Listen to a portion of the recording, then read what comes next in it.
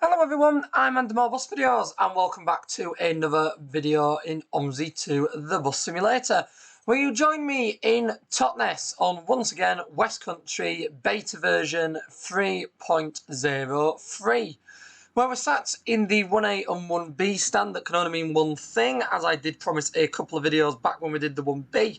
I promised we'd do the 1A service.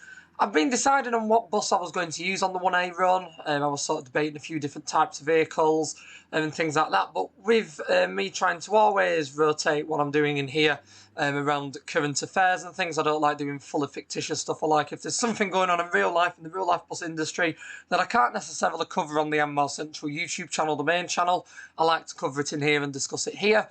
And the big one that has happened in the past week, it's going to be that big that I'm hoping to record this video, and then there's going to be another one rotating around Southampton CityRed, is the closure of First Bus in Southampton, meaning the end of First Bus running, the municipal city transport running in Southampton, and the end of the CityRed brand that Southampton have seen by First Bus for the past decade or so. In this video, we are going to drive the 1A service. We did the 1B last time, so we'll do the 1A that drops by the, it's not the zoo, it's the castle. That's the one, it's the castle last. So that's the way around that we're doing this one.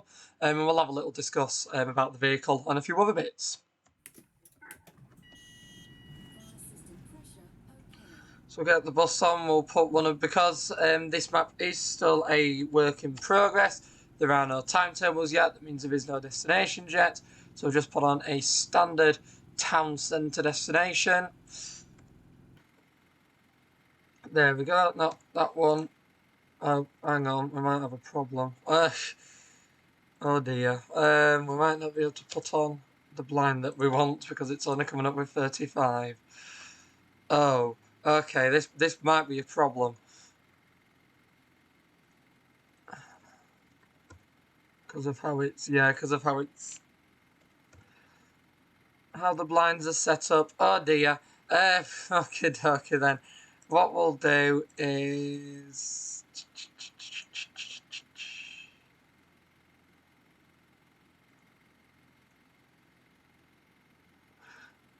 let me have a think. Should put a rail.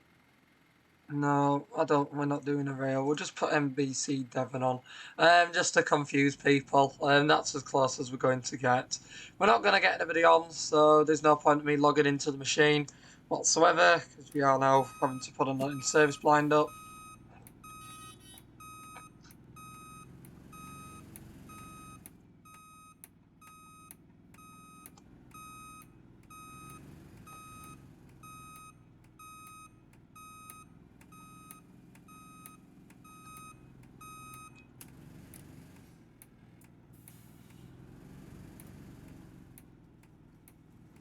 There we go, so this bus that we are driving is First Bus Daimler Streetdeck 35204.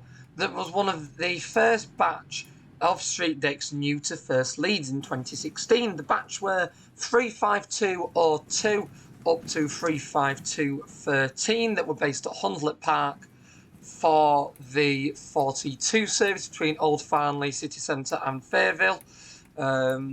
The rest of the batch were 35214 up to 28. They were new to Bramley for the 72 service to replace the Wright Streetcar FTR bendy buses that at that time were branded for the hyperlinks.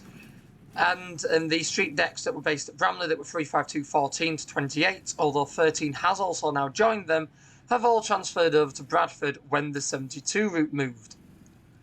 The ones that were left at Hunslet Park, bar 13, that is now also in Bradford, were split between how they were branded. The later ones, including again 35213 and about 35210 to 13, were used temporarily on the PR2 service.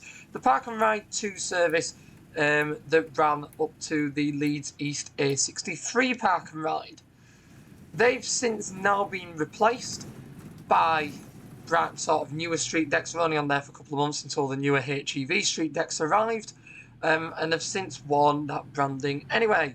some of which have been repainted into green, some stayed in Olympia, and most of the 352s now, I believe all of them that are left in Leeds have now transferred over to Bramley, with Hunslet Park wanting slightly newer buses. That moves us on nicely to this one, 35204, that was one of, I believe, 3 or 4 very, very random examples, i.e. none of the buses that they got were numerical. They got 04, 09, 12, and another one, potentially 06, I think. And those were transferred over to Southampton, because they're the ones that Leeds wanted least. So they got rid of them to Southampton. Most of which required quite big engine rebuild jobs before entering service with Southampton. And once they all entered service, they didn't get much going on inside. I believe some of them had interior branding. This one particularly doesn't, but I am under the impression some did have interior branding. But they all got the red livery. This one, 35204, got the overall advert that it was withdrawn in service with on Saturday night. Of the last day of operation. The rest all got Southampton CityRed livery and were mainly used on the 3 service. Quite exciting because the 3 finally got upgraded once again to double-deckers, as the 3 always had capacity issues. So they got these, got all the work done to them, and then I believe it was 35209 that decided to engulf itself on one of the air roads for the... what do you call it? It was an RAF event, air show. That's the one. It was an air show event, and it was on the shuttles running dead, and it burnt itself to a crisp. So apart from, I believe, 35219 doing that, the rest of them plodded on the 3 until the announcement of the closure. Now, what's quite exciting about these Streetdecks is these were the last buses new to enter service, last transfers to enter service with first in Southampton. It was like one last ditch attempt to make it successful, to try and get people back, and obviously decisions were made at the overhead on the top management level at First Bus UK to close it. It's always a shame, but at the end of the day, I mean, if you try and make it work, there's not much else you can do if it doesn't work, unfortunately.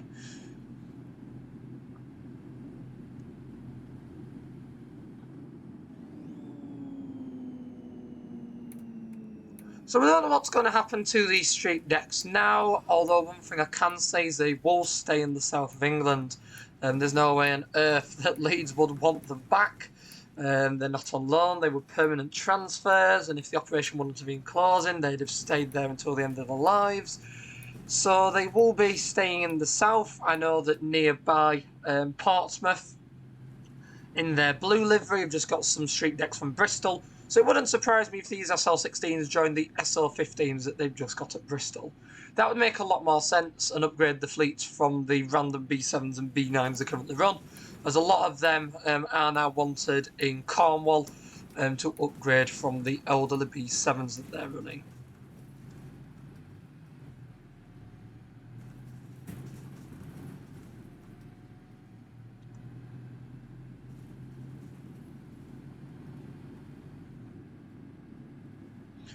So one thing just to emphasise, as I do in every single video on this particular map at the moment, this map is only a work in progress. That's why I can't drive over a route, that's why the blinds aren't set up. I mean, I could have set up the blinds, but that's another discussion for another day.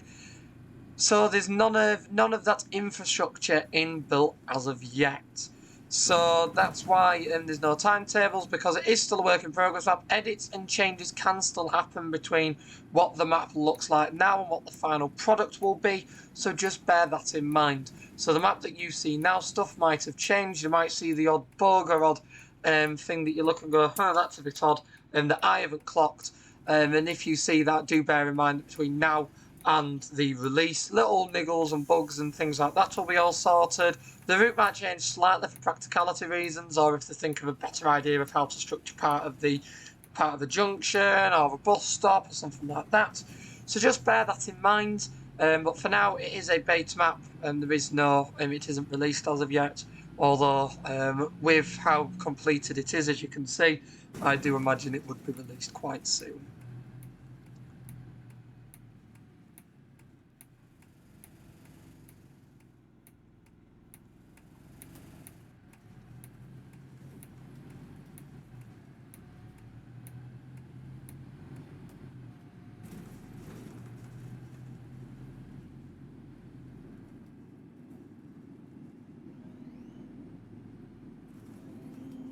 So it is a shame to see Southampton lose first bus.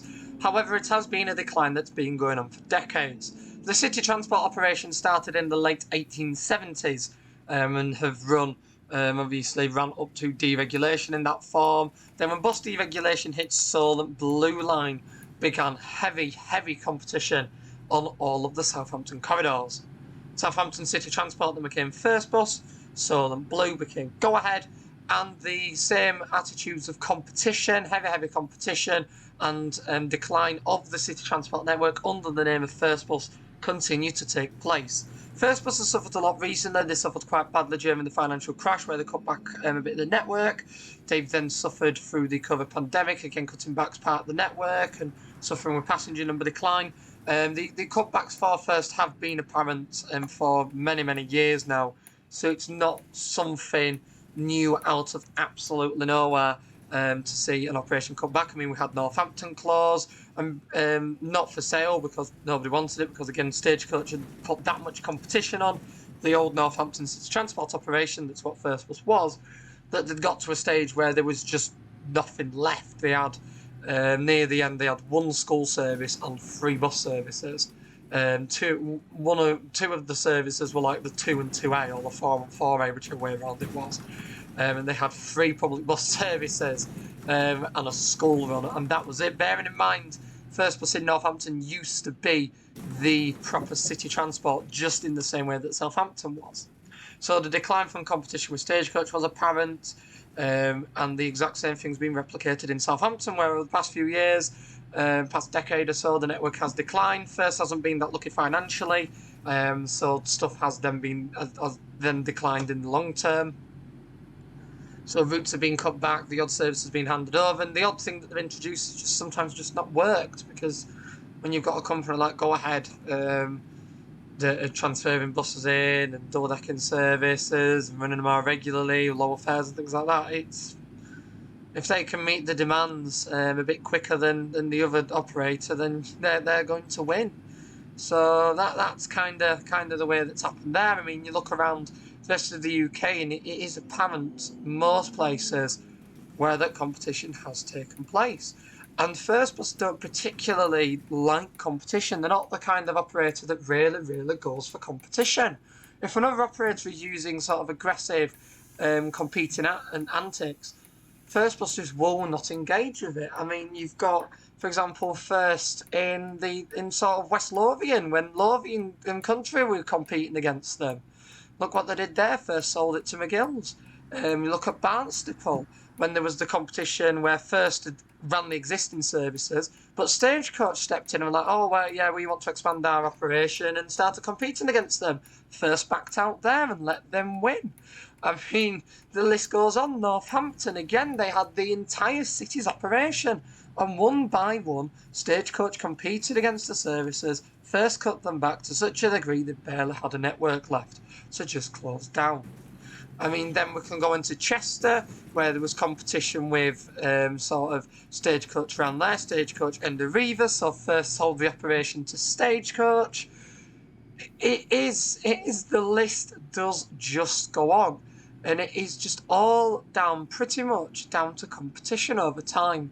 And First aren't particularly the best at competition, as you can clearly tell from that. And it's just not something they're interested in, unless they run the monopoly in a city. They're not too fussed. I mean, you look at the current geography of the bus operation in Sheffield, in South Yorkshire. And First are cutting back the services. They're cutting back on tendered services. The commercial services that work, that they are stronger on than Stagecoach, so they're not bothered about. But other tendered runs, they're not interested in running them anymore. They're not bothered. And again, although they're only cutting back the tendered services for now and cutting back guaranteed funding, that is a very interesting move. It is still a really strange situation to be in, where First even now are replicating the same tactics, the same antics that they've done elsewhere, where if they see any level of competition, they will begin to cut back their operation. It's just they want to save money and cut back the operation without realising the longer term consequences of that is in turn potentially losing the monopoly of a city or a town. because things like that do happen. No, I'm not keen on that angle.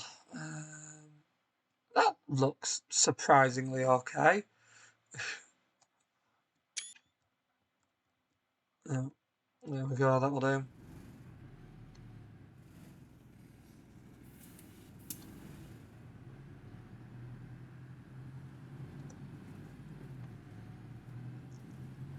All the big trucks going up that tight narrow road.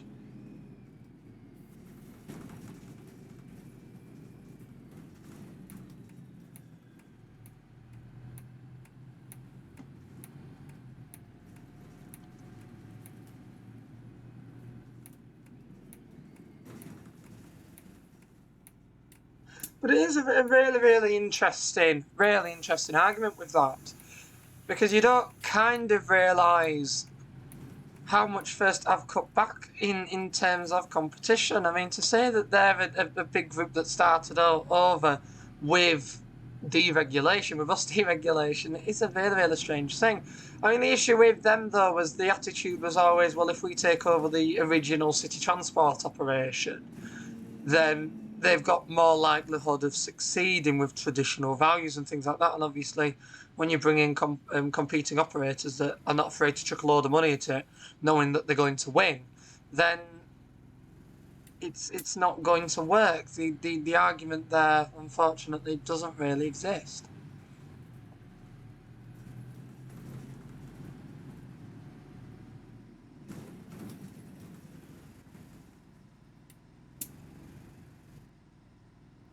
I mean, there was a point at one stage where when East Yorkshire Motor Services was up for sale, First put a bid in to buy it. So there is this sort of contradicting thing, but again, it adds to this argument of them not being keen on competition, because the majority of the East Yorkshire Motor Services network is East Yorkshire Motor Services.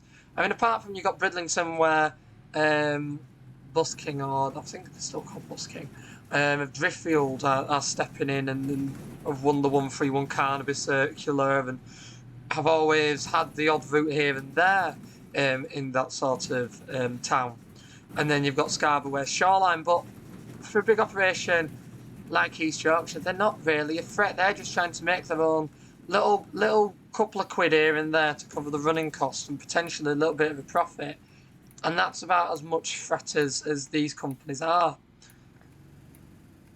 So it's no wonder that First wanted to put a bid in, as it follows their exact values. Again, Ensign Bus, who they've just bought, that I wouldn't be quite surprised if they've shut Southampton to sort of build up and save the money for Ensign.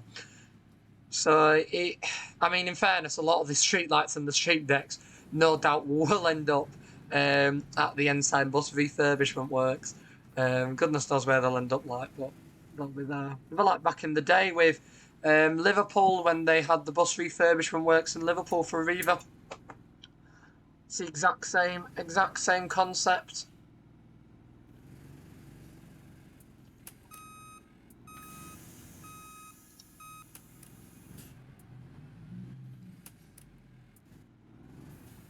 There we go. So yeah, there we go. So that was a circular. I mean, even if we'd have run with the destination on, we'd have only picked up a singular person, as you saw at the castle. So yeah, just a quiet run, especially compared to the previous video. I might have turned down the settings just a little bit too much. Although it did scare me how much traffic we did get stuck in. So I do hope you've enjoyed this video. I hope you've enjoyed the discussion. I mean, this is what I love about doing this OMSI 2 series, and hopefully if you enjoy watching it, is the fact that I just get to discuss stuff in the industry. I get to just have a bit of a natter about what's going on.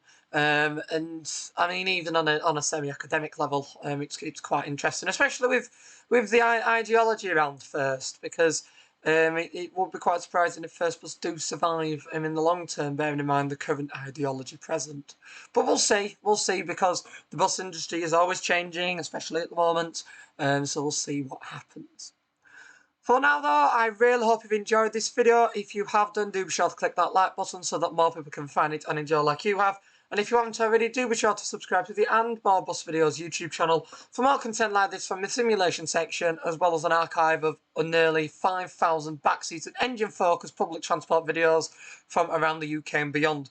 I think there might even be a video of this particular bus that we've driven in the simulator in real life when it was in Leeds. So do have a little look through those playlists, have a little bit of a search, and you might even find a video of this one for compare and contrast. For now though, I really hope you've enjoyed this, and I will see you all in the next video that I'm hoping is going to be another CityRed themed one, another video that I make. So goodbye for now. Bye!